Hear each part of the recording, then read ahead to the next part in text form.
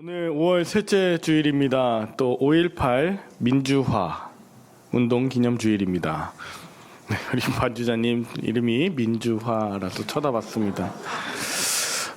여러분 이렇게 앞뒤 옆분들 보시면서 잘 오셨습니다. 은혜로 충만하시길 기도합니다. 이렇게 인사합시다. 잘 오셨습니다. 은혜로 충만하시길 기도합니다. 네, 잘 오셨습니다.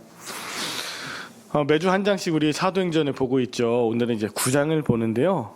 오늘 5.18 민주화 운동 기념주일과 이 사도행전 9장과 어떤 연관이 있을까, 또 오늘을 살아가는 저에게는 또 어떤 연관이 있을까, 한 주간 굉장히 고민하면서 말씀을 준비해 보았습니다.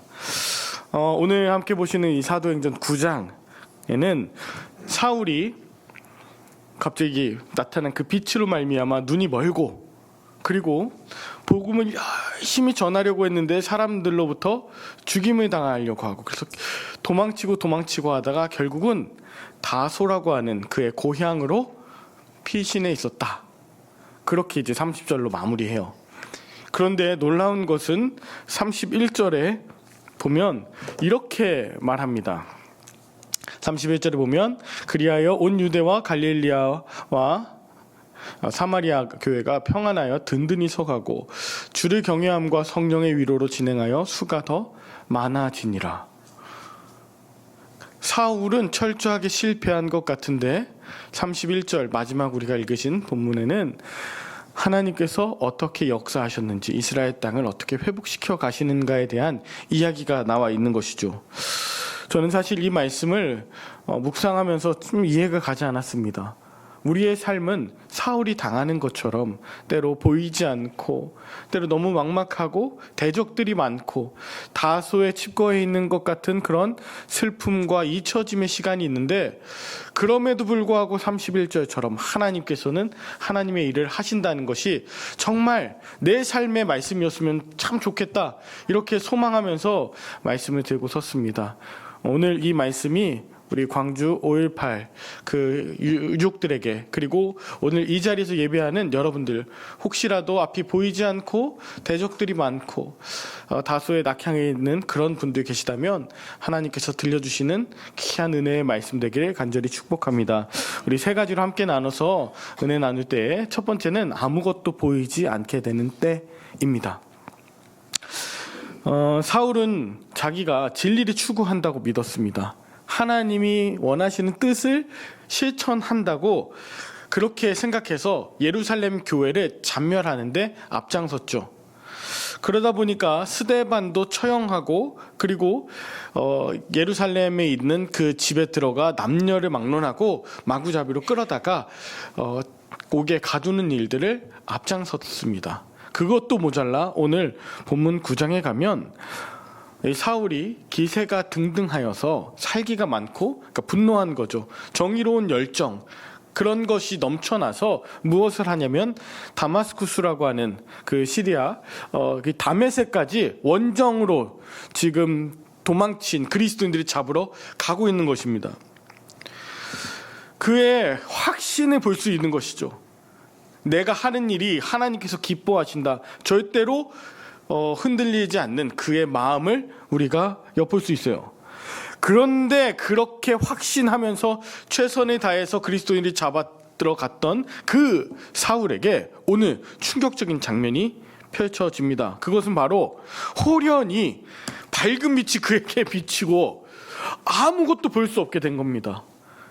여러분 한번 생각해 봅시다. 갑자기 여러분 앞에 환한 빛이 비치고요, 아무것도 보이지 않는다.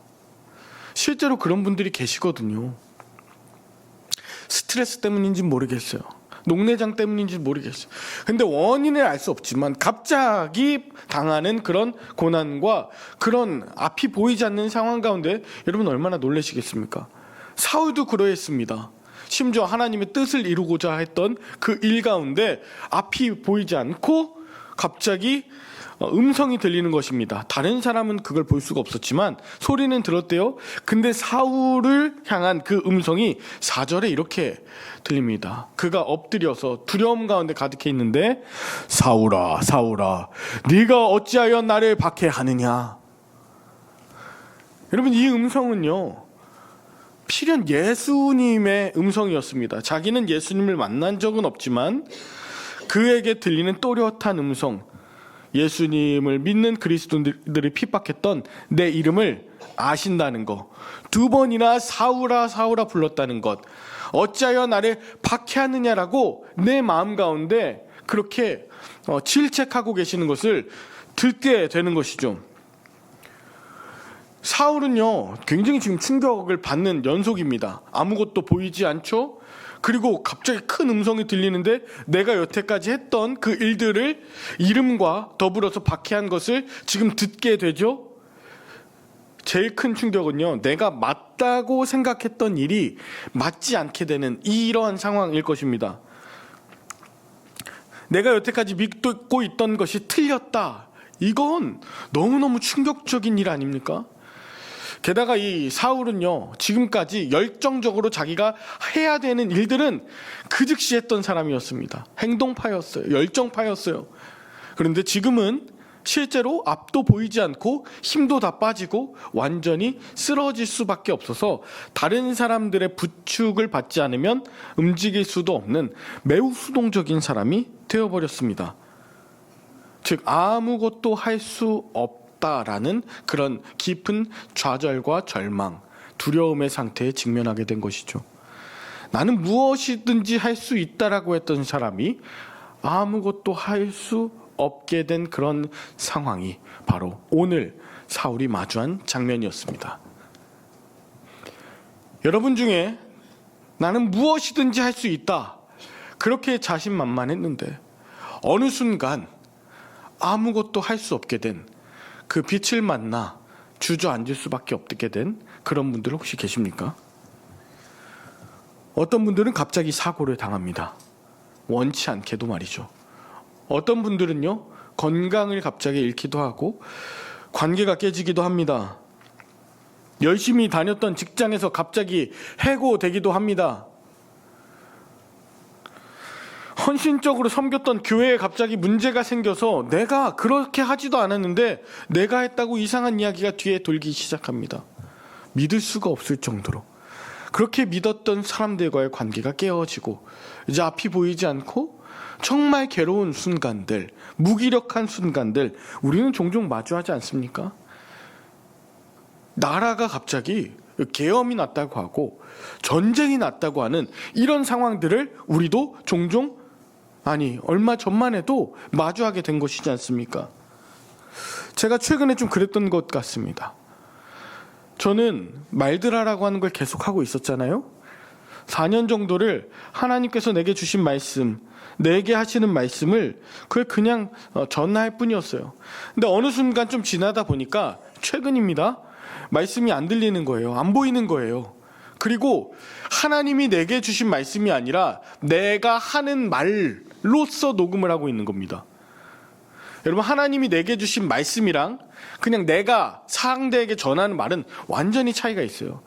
하나님이 내게 주신 말씀은 내게 적용하고 접목해서 내가 변하고 내게 힘이 되는 말씀인데 어느새 말씀을 준비하고 전해야 되는 양이 많다 보니 이걸 내게 적용하는 시간이 없고 준비하는 시간만 있고 남을 가르치거나 말씀을 통해서 뭔가 알려야겠다라는 사명감, 이 책임감만 남게 된 상황이었죠.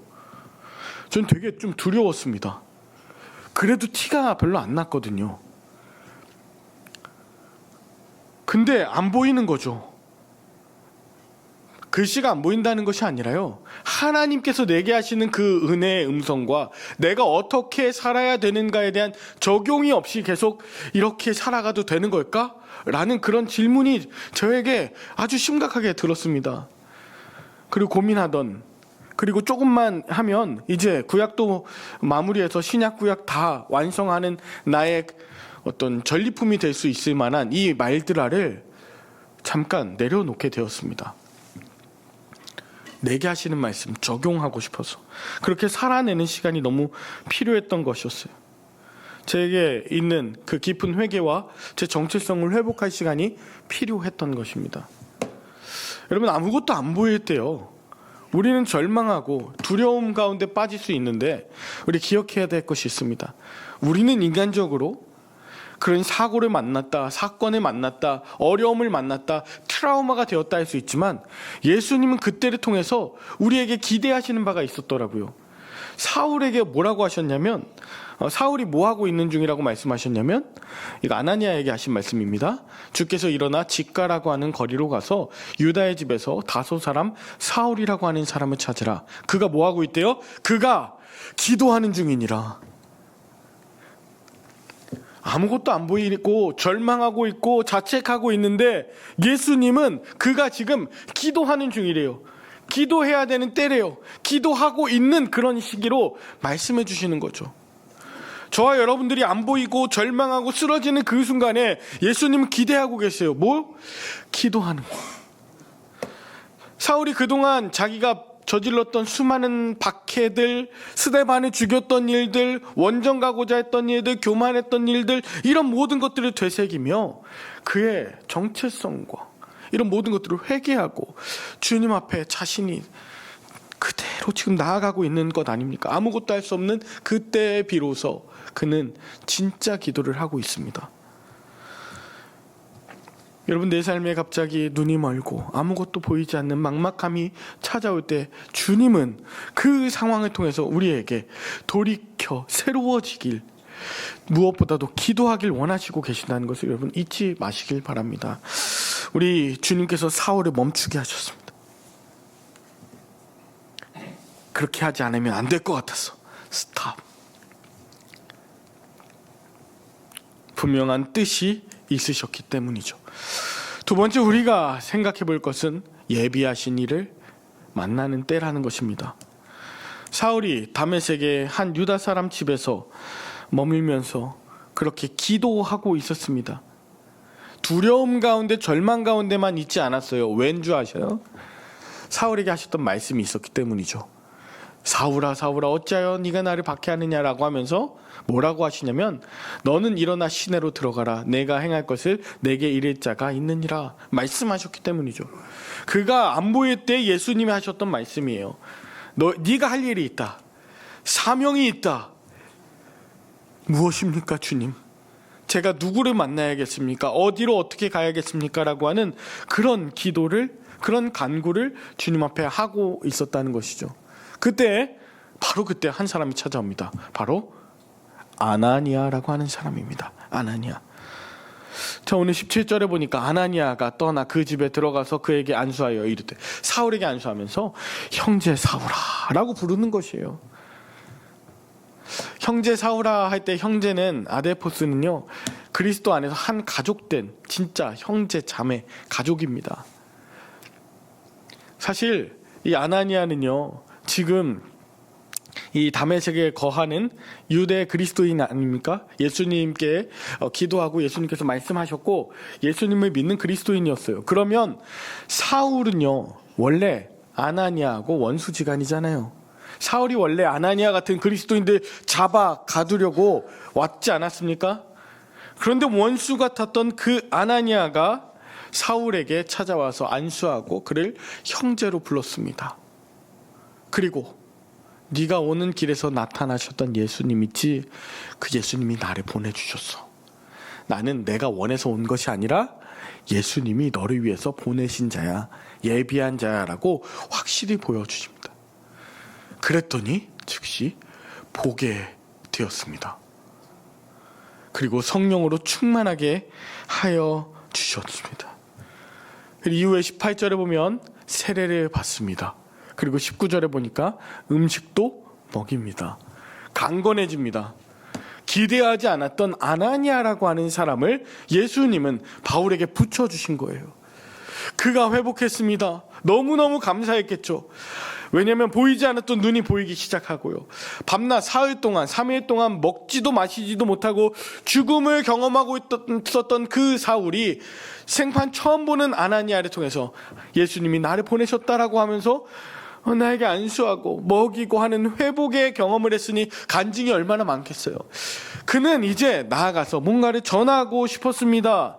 전하고자 할 때 그를 무서워하고 두려워하는 자들이 있었기 때문에 제자들이라고 하는 다메섹의 그리스도인들을 붙여주었어요. 아나니아와 함께 했던 그 사람들이 함께 동행했습니다.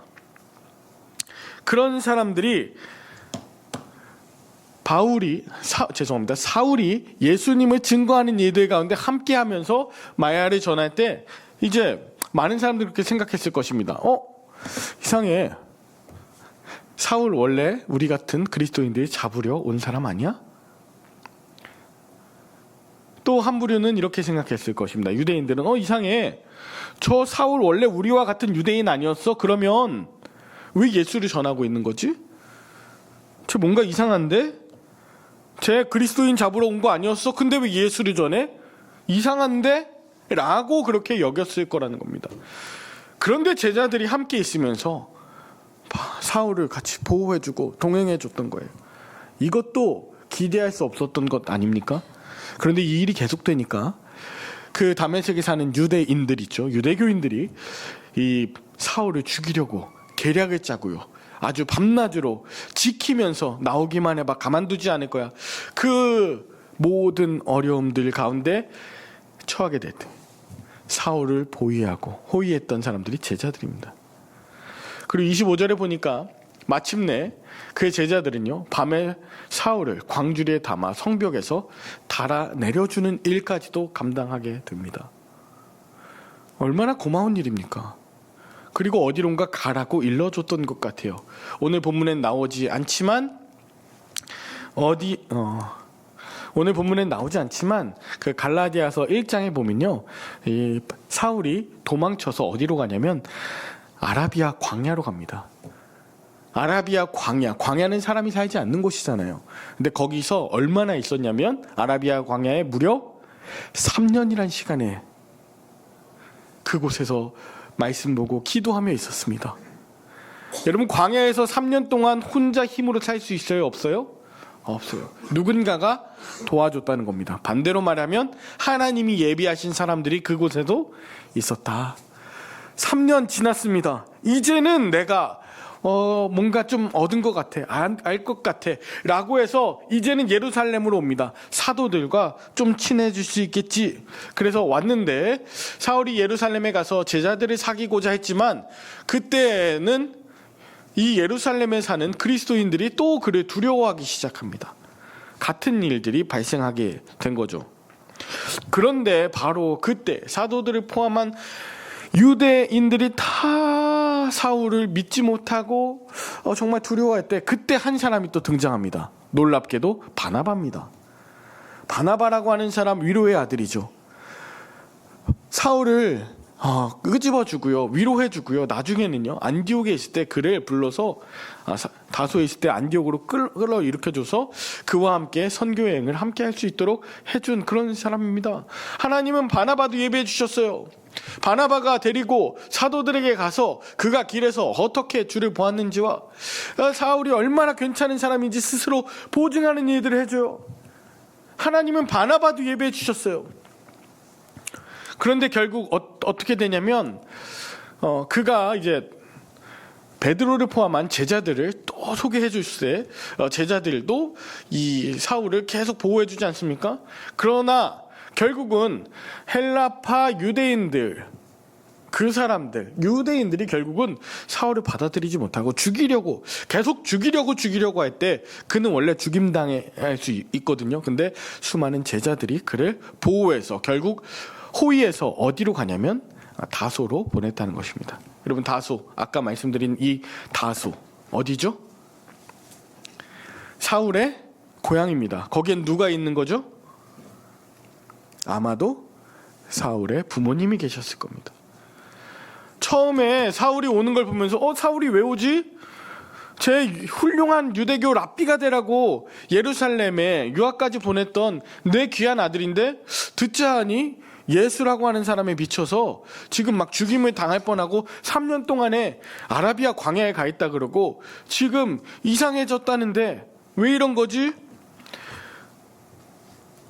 이런 마음이 들었을 수 있지만 근데 사울이 잘 받아줬을 거예요. 살아 돌아와줘서 고맙다, 너무 다행이다, 여기에 있으면서 잘 회복했으면 좋겠어, 엄마 아빠가 너를 위해서 지금 이 시간을 기다렸던 것 같아.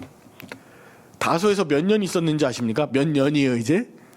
다소에서 최소 10년이란 시간이 있습니다. 이것 또한 하나님이 예비해 주신 사람이죠. 여러분, 이것을 좀 말씀드리고 싶었어요.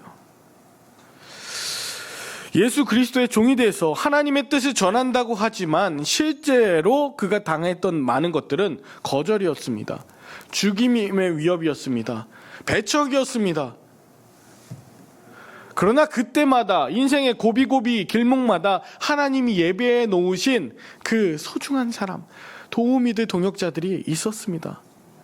우리는 무엇을 기억하느냐에 따라서 하나님을 어떻게 기억하고 또 하나님이 어떤 분이신지를 우리가 다르게 인식할 수 있어요.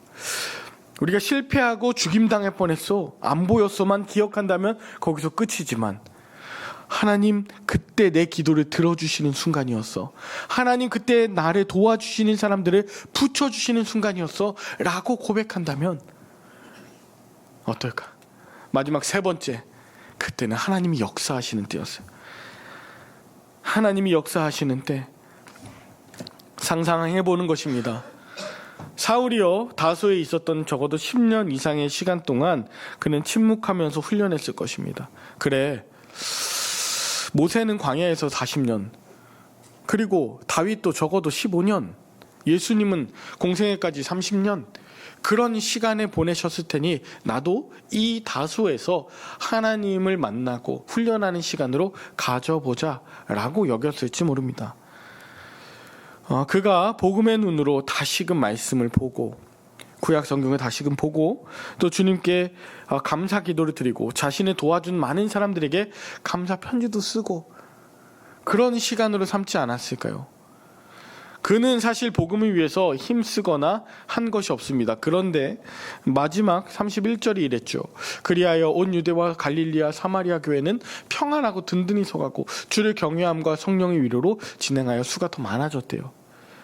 다소는 길리기아, 소아시아 길리기아에 있고, 지금 온 유대와 갈릴리 사마리아, 여기는 이스라엘이잖아요. 전혀 달라요. 사울이 뭔가를 해서 여기가 부흥한 것이 아니었습니다. 사울은 그저 다소에 칩거에 있었어요. 낙향에 있었어요. 하나님은 이 일을 해가고 계셨어요. 어쩌면 이 일을 들었을 때 사울은 초조하지 않았을까요? 어떻게? 내가 뭔가를 해야 되는 거 아닌가? 나도 뭔가 역사에 동참하고 싶어. 근데 그는 그 다소에서 자기 할 일을 했습니다. 하나님과의 친밀한 교제, 그리고 그 고향을 정말 하나님의 나라, 하나님께서 역사하시는 때로 만드는 것으로 그 다소를 자신의 사명지이자 파견지로 여기지 않았을까요? 제 주변에요, 그 지방으로 수도권 이외 지역으로 내려가서 담임하고 계시는 목사님들 계십니다. 저랑 비슷한 나이 또래의 목사님들이요, 어르신들 주일에 10분, 15분 모시고 예배하는 분들이 더 많아요. 근데 어떤 분들은 그 중에서 나 빨리 지방 담임 좀 하다가 큰 교회 나오면 점프 뛰어야지 하는 분들도 혹시 있을지 모르겠어요. 그런데 제가 봤을 땐 제 주변에는 다 뭐라 그러냐면, 나 이분들 다 장례시켜드리고 정말 나도 이곳에 뼈를 묻으면서 끝까지 이곳에서 하고 싶다고, 그런 사명감 가지고 하시는 분들 계세요. 지금 이 순간에도 개척을 한다니까요. 이상한 거 아닌가요? 지금 이 순간에도 다소로 가기를, 그곳에서 자신에게 맡겨진 일을 묵묵하게 성실하게 해내기를 두려워하지 않아요. 그랬더니 하나님께서는 하나님의 일들을 해 가신다는 거죠. 여러분, 일생 시골에서 미자립교회 목회하다가 은퇴하면 실패한 목회입니까? 만약에 막 목회를 하는데, 말씀을 전하는데 막 성도들이 많아지고 막 없던 것이 생기고 새로워지고 대단히 막 큰 건물을 지으면 성공한 목회인가요? 아니, 그게 하나님의 성공과 무슨 관련이 있습니까? 여러분, 똑같지 않아요? 여러분의 삶 가운데서 여러분이 사업을 하시고 일을 하셨는데 큰 성과가 나서 부자가 되면 성공입니까? 아니요. 지금 다소에 있어도 성공이에요. 어떤 때 하나님이 함께 계심을, 하나님이 내 역사에, 내 삶 가운데 역사하고 계심을 믿는 그 사람 성공이에요. 내게 맡겨주신 그 작은 일, 그것에 최선을 다해서 하고 있는 그 다소에서 맡겨주신 사명 잘 감당하고 있고, 이것을 온전히 이루는 것, 하나님 언젠가 다시 예루살렘으로 진출할 거요가 아니라 맡겨주신 다소에서 최선을 다해서 사역하고 있을 때 하나님은 하나님의 방법으로 하나님의 그 놀라운 일들을 이루어가고 계신다는 거죠. 오늘 5.18 광주 민주화 운동 기념일입니다. 1980년 5월에 갑자기 광주의 모든 것이 멈추게 되고 단절되었죠. 너무나 혼란스럽고 어렵고 그리고 아프고 비극적인 상황입니다. 악마 같은 사람들 많았어요. 정말 그것 우리가 기억해야만 합니다. 왜냐하면 악마 같은 사람들도 있었고, 그것을 그냥 생각 없이 따랐던 사람들도 있었고, 모른 척 방관했던 사람들도 있었기 때문이에요. 그런데 저는 오늘 말씀을 보면서 그런 사람들도 있었지만, 그때를 정말 하나님의 위로하심을 위해서 기도하는 때로 여겼던 사람이 있었고, 그때 하나님께서 예비하신 그 광주에 그 많은 하나님께서 시키신 아나니아 같은 사람, 바나바와 같은 사람, 그런 제자들과 같이 보호한 사람, 숨겨준 사람, 먹을 것으로 그렇게 도왔던 사람들이 있었다는 거죠.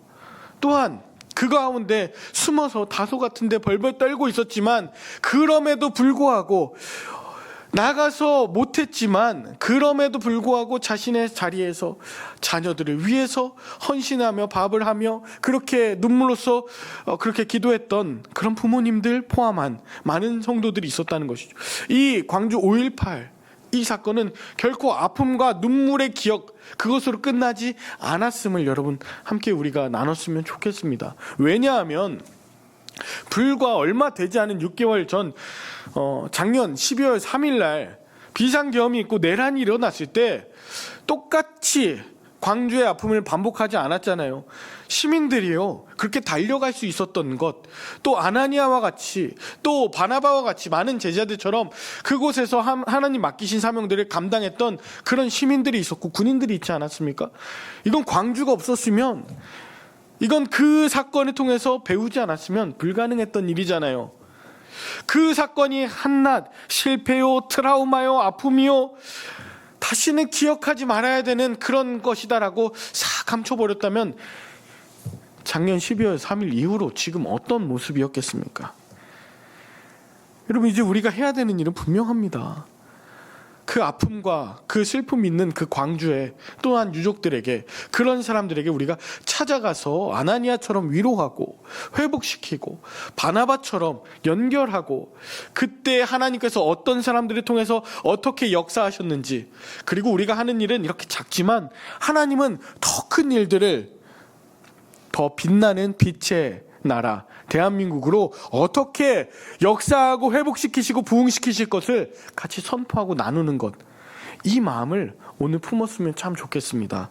말씀을 마무리합니다. 빛의 고을 광주입니다. 빛의 나라 우리 대한민국입니다.